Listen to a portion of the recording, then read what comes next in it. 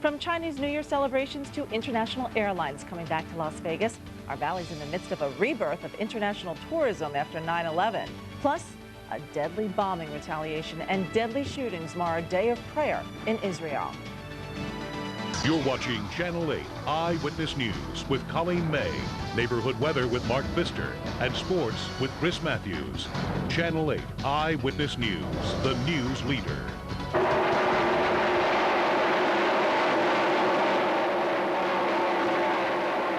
Las Vegas's most exciting weekend of racing roared to life today. Good evening, I'm Lisa Johnson in for Colleen May. The big NASCAR race, the UAW Daimler Chrysler 400, doesn't start until tomorrow. Still, fans saw no shortage of action today. Channel 8 Eyewitness News reporter Janine Gill will have that in just a moment. But first, Channel 8 Eyewitness Sports anchor Chris Maathuis joins us now with a look at today's highlights. I'll tell you what, it was an exciting game. It was a great day out there. Little chilly, little windy, but a lot of fun. We're talking about the Samstown 300 Busch race. 43 drivers looking for the top prize. Jeff Burton sitting on the pole. He was dominating from the start to the end. He was able to avoid the trouble, and there was some trouble out there. Caution slowed the race, but it didn't slow Burton's Ford. No serious injuries, fortunately, but some serious racing. In the end, it was a totally dominating ride by Jeff Burton in that bright Gain car. He comes to the checkered flag, and of course, we'll have much more, including reaction, coming up a little bit later in sports. The stage is now all set for Sunday's big Winston Cup race. I'll tell you what, Lisa, if you are in the need for speed, get up early and head on out there. Should be fun. I love it. All right, thanks a lot, Chris. Well, racing fans by the thousands braved long drives to the Speedway just to get a glimpse of the action and their favorite NASCAR drivers. Channel 8 Eyewitness News reporter Janine Gill continues our team coverage. The sound thousands of NASCAR fans came to hear. It's the speed, the excitement, the noise of people. It's exciting, you know. I like seeing the wrecks. The trip to the Las Vegas Motor Speedway started out slow. It looked like a parking lot on Las Vegas Boulevard near the Speedway Saturday morning. But once fans made it in, many set up a grill and cooked out before the race. Like hanging out with my husband, and I like doing things as a family, and we all are enjoying ourselves and having a great day of it, so it's fun. At the entrance gate, security is tighter. All bags are being thoroughly searched. We are looking for weapons. We're looking for all sorts of coolers, anything that shouldn't be here, we're not allowing in. One of the things that you can't bring inside the Speedway is any cans, bottles, or alcohol. Right down here is a pile that security has already confiscated at the gate. Have no problem with them checking my bags. You know what? For our safety, that's okay with me. Once inside, fans grew anxious. All wanted to catch a glimpse of their favorite drivers and root them on. Four-time champion Gordon. Neutral. Bobby Labonte! Terry! The one I have money on. And Stellar Martin.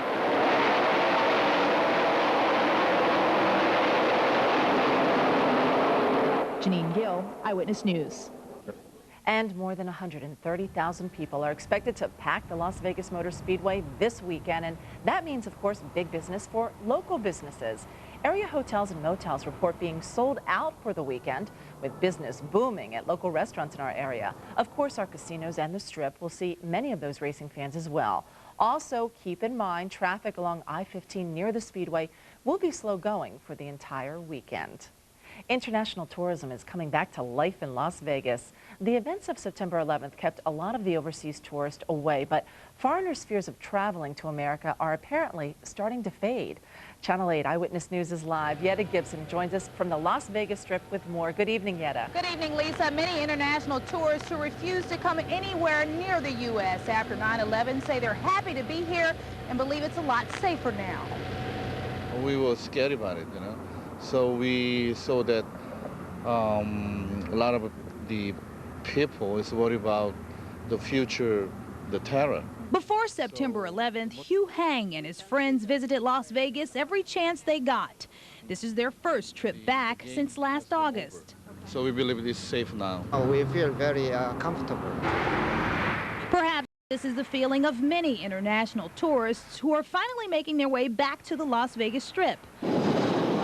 With direct flights from Japan landing in Las Vegas again, Strip casinos are noticing and welcoming international tourists.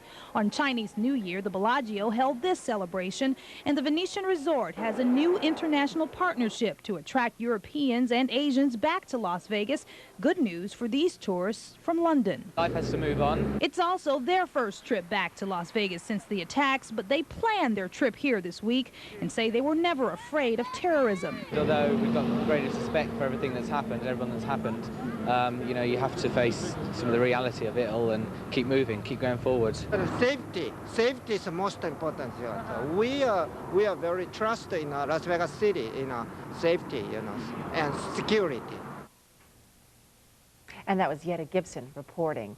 Meantime, she says the Korean tourist you saw there say they've already made plans to come back as much as they used to, about 5 times a year. And in other news, U.S. forces engaged in the largest round of fighting in Afghanistan since the Taliban was driven from power tops our headlines. Here's the latest on the war on terrorism. Today, U.S. and Afghan troops attacked Taliban and al-Qaeda forces trying to regroup in eastern Afghanistan. 1 U.S. soldier and 2 Afghan fighters were killed, and for the first time, warplanes dropped so-called bunker-busting bombs designed to destroy networks of caves. 1 Navy crewman died when a Tomcat fighter jet crashed during a training exercise in the Mediterranean Sea. The F-14 had just launched from the USS Kennedy, which is on its way to help fight the war in Afghanistan. And a new report that 9 of the 19 terrorists who hijacked planes on September 11th were apparently stopped before boarding their planes. According to the Washington Post, security stopped 8 of the 9 because they had questionable documents. At least 7 Israelis are dead, 4 others hurt tonight in a shooting on the West Bank. This is just the latest in a violent series of Mideast attacks, including Israeli retaliation for a deadly Palestinian suicide bombing today. A Palestinian suicide bomber set off explosives in front of a Jewish seminary during the Jewish Sabbath. The bomber and 9 others, several of them children, were killed. More than 30 others were hurt. Well, everyone thought he was a prodigy at only 6 years old, but next on Channel 8 Eyewitness News, a mother comes clean on the controversy of a boy genius who isn't. And a look at why it may be harder for you to avoid an IRS audit in the future. Plus, we'll shift gears and talk Rebel hoops, another nail-biter for the Rebels. Chris Maathuis will have all the highlights, reaction, and tourney seedings coming up in sports. Mark. And as we all know, tomorrow's the big race day. If you're heading out to the Las Vegas Motor Speedway, what should you pack as far as clothing for the big race? Going to be cold? Going to be windy? What's the deal? We'll tell you coming up in just a couple of minutes. But first, take a look at temps. Whew, it's chilling off tonight. 33 out at Summerlin, 36 at East Cary, 34 at Green Valley. Pahrump coming in at the freezing mark at 32. 10 degrees warmer, 42 out at the lake. The Pfister forecast comes your way in just a few right here on Channel 8's Eyewitness News, the news leader.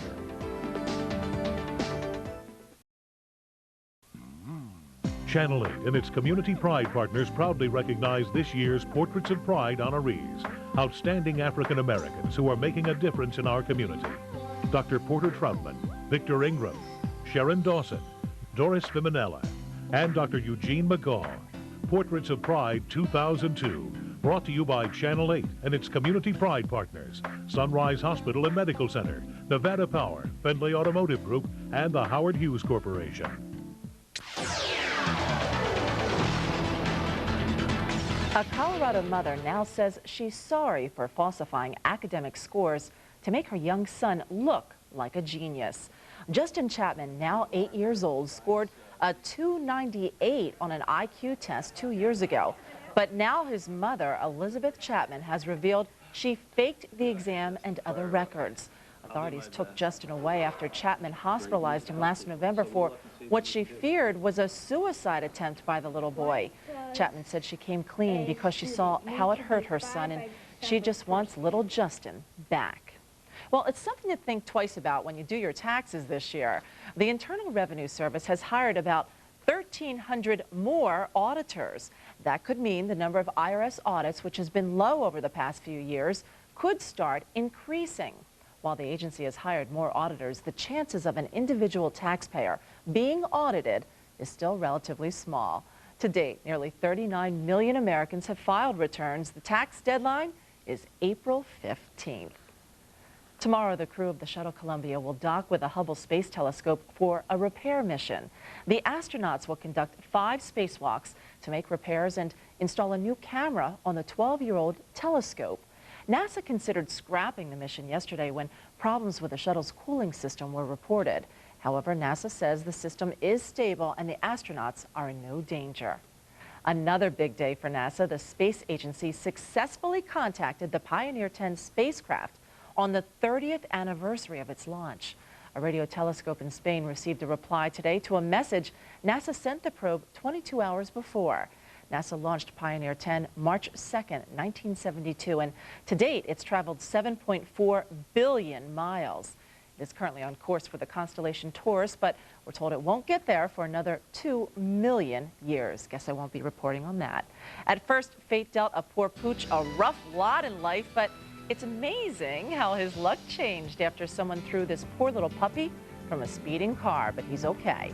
And mushers break out the sleds for the biggest day in dog sled racing, the Iditarod. Plus, Mark Pfister will have your forecast for another big race a bit closer to home, as well as your neighborhood weather in just a moment. Only one news team brings you special assignments. His intentions were to kill me. Gets to the point where you've run out of things to cut. George Knapp investigative reports. This is a whole new frontier. And Channel 8 on your side consumer reports. And let me ask, would you let your child use it? No, I would not. Only one. The most experienced news team in Southern Nevada. Commitment, trust, experience. Channel 8 Eyewitness News, the news leader. A precious puppy certainly has no shortage of would-be owners willing to make up for the rough life he led.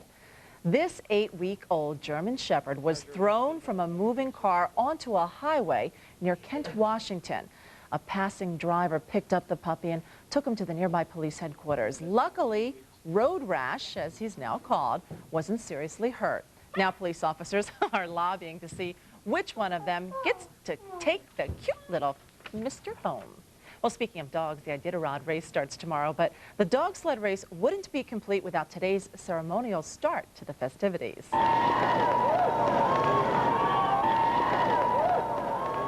64 teams will compete for their share of a $500,000 prize. The first person to make it to Nome, Alaska gets $62,000 and a pickup truck.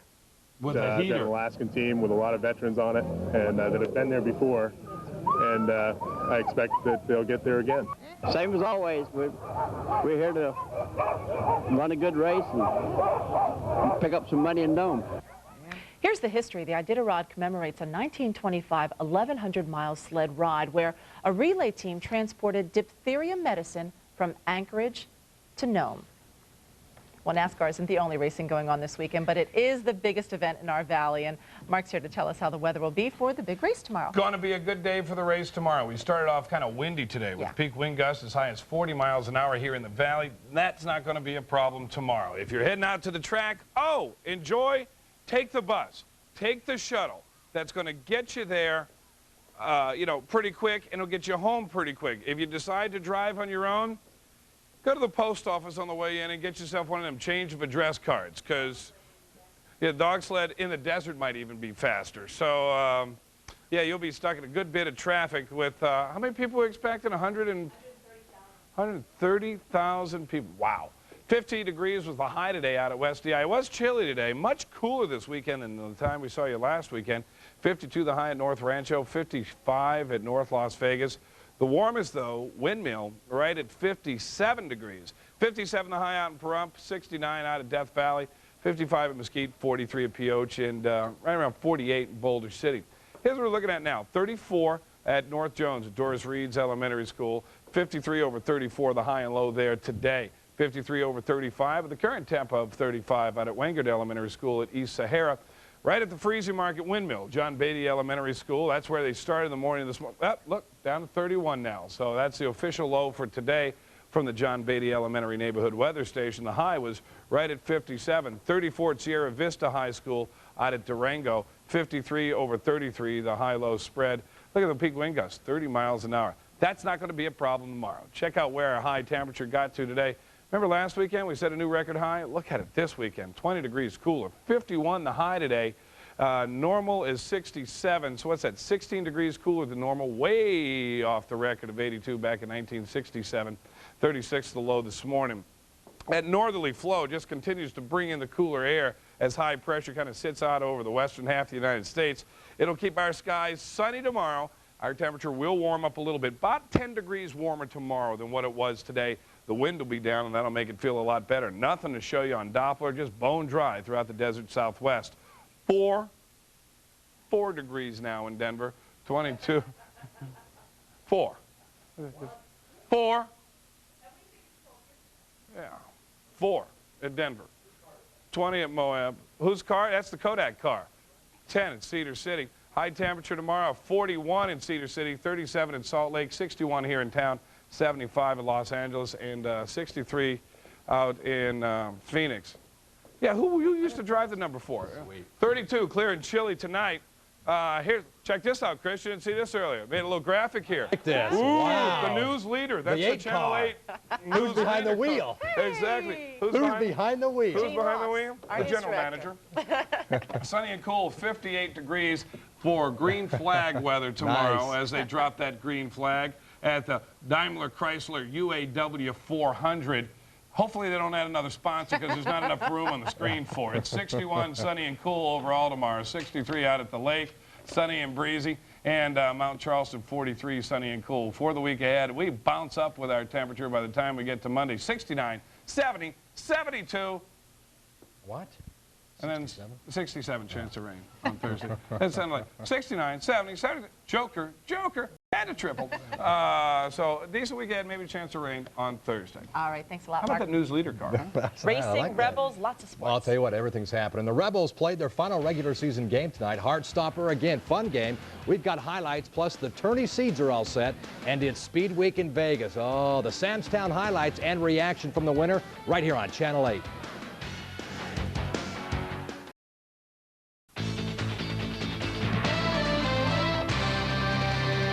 All right, the Cardiac Kids were back on the court to close out the regular season. UNLV, New Mexico. It was senior night at the Thomas and Mack, honoring those seniors. There are 5 of them on the team. Early on, UNLV taking charge, battling from behind, some big steals, big buckets. Hey, the Rebels led 38-30 at the half. Second half, things got a little dicey. Of course, what do you expect from the Rebels? Lobos had cut UNLV's lead to 1 with 5 to play, but then Chris Richardson comes up huge. +1, not once, but how about twice? Great assist. Then Dalron Johnson comes up, and he's got a nice shot inside. Working low, fake, back up with a bucket. Everybody contributing as the Rebels pull away with some free throws. Hey, a fun game. Everybody scores. UNLV wins its 18th of the season as the Rebels hang on. 91 points they hung on the Lobos, winning 91-82. Oh, you know, I just came in, you know, I was on the bench for a second. I like, came back in, coach, and he got me back in. I just came in and got some and-ones, and we got the lead back up to 8. Yeah, I think that's what's scary about this team is that at any given time, and be from 1 to 12, 1 to 15, anybody can step it up. And tonight, you know, me and Javon, we were on our best game when Lou and Marcus, you know, they didn't have their field, and we carried them over and got the victory. A lot of and-ones, you know, that turned the whole game around. We just came out and played hard, you know. When we got started this year, I didn't have any idea how we'd do, and we just did a better job of winning close games than what I should have had any right to expect, and the guys played hard, and they've done a good job preparing every night, and so they've earned it, and I think 18 wins is pretty good. I'm very proud of what they've done. Regular season conference title on the line in Laramie. Utah visiting Wyoming. Second half, Utah leading by 3, but not anymore. Marcus Bailey, big shot. Less than 6 to play now. Cowboys leading 4. Josh Davis coming up big. Gets a loose ball, goes back up, put back. Wyoming jumps out to a 6-point lead, but Utah battles back as they do so often. Britton Johnson's 3 ball from way outside ties it at 51. This is for the title and the #1 seed. 2-point game. Utah trying to inbound the ball. They throw it away, and the Cowboys claim the title with 3 free throws, winning 57-56. On the board, it was San Diego State by 2 over the Air Force Falcons. BYU losing to Colorado State. Tight games. Wrapped up the regular season, and it only heightened the enthusiasm for this week's tournament. Here are the pairings. Wyoming earns the top seed. They beat Utah and will now play Air Force. and that game is at noon. Utah plays Colorado State, and that is at a 6 p.m. start. We know that UNLV is playing New Mexico. Here's the time, 9 o'clock on ESPN. BYU plays San Diego State. That is a 2:30 start. As for the Rebels, 3 wins, and they're in. Yeah, they're a tough team. Ruben Douglas he's awesome. You know, they got some big guys, Denny He and those guys, so it's going to be a good game again on Thursday. 3 wins, you're in. Hey, hope we can get it. We can't win on home court. We can get it. 3 wins. Hey, we're one step closer. I remember the last time we were talking, it was 2 wins and then 3 wins in the tournament. Now we're down to 3 wins in the tournament. I think we got a good chance. You know, obviously we're at home and we always play good at home. We're playing good at home and away, so you know, I really feel confident with our team right now. All right, the Lady Rebels closed out their regular season, a stinging loss that really hurts their NCAA bid opportunities. They may now have to win the conference title to get in. Losing 2 straight, losing this afternoon to Utah 69-65. The Utes knocked down 13er make that 13 3-pointers for the win. With the loss, UNLV will meet the Utes. Again, that's an 8:30 start on Wednesday. It wasn't the most ideal conditions at the Speedway, some wind, cool temperatures. However, it led to some hot moments on the track at the Samstown 300. Thousands showed up for today's race. Vanna White, the master of ceremonies. This track was a wheel of fortune for pole sitter Jeff Burton. He raced out to an early lead, led at the midway point. 3/4 left, he still had the lead. When they dropped the checkered flag, it was Burton coming across the line first. Oh, green and orange car was fast today. It just, you know, the guys just built an awesome car. And for Jeff Burton, this is his 4th win in Las Vegas. Yeah, Thank you. Hey. I don't know. I've always liked the racetrack. We've had a lot of success here. I don't know why that is. I mean, when I look at the racetrack, I don't think, hey, you know, this is my kind of racetrack or anything like that. It's just worked out where we've always seemed to run well here, and I don't know. It's been some big races too. We won some $1 million bonus races here, and I don't know. They're all big. All right, maybe that sets the stage for what's coming up tomorrow. The Busch race is in the books. Tomorrow it heats up again with the Winston Cup race. We'll see how local driver Kurt Busch can do with his hometown track right here. Race begins at 12:30, but I'll tell you what, leave real early in the morning. They're expecting a record crowd of, say, 140,000 people at the track, Lisa. If you don't leave early, you're going to be sorry. Yeah. You got a little sun out there today, too. It was a great day. A little windy, a little cold, but still, it's fun. Great. Looks like it. All right. Thanks a lot, Chris. Finally, it's a slimy job, but somebody's got to do it, or should we say, eat it. One man won the title of oyster eating champion after chomping down 350 oysters in a matter of minutes. Pfister, don't even go there. It's all a part of Fulton, Texas's 23rd annual Fulton Oyster Fest. For those a bit more squeamish, there were also cooked oysters and other seafood, as well as arts and crafts and games. Who do you like in the race, by the way, tomorrow, Mark?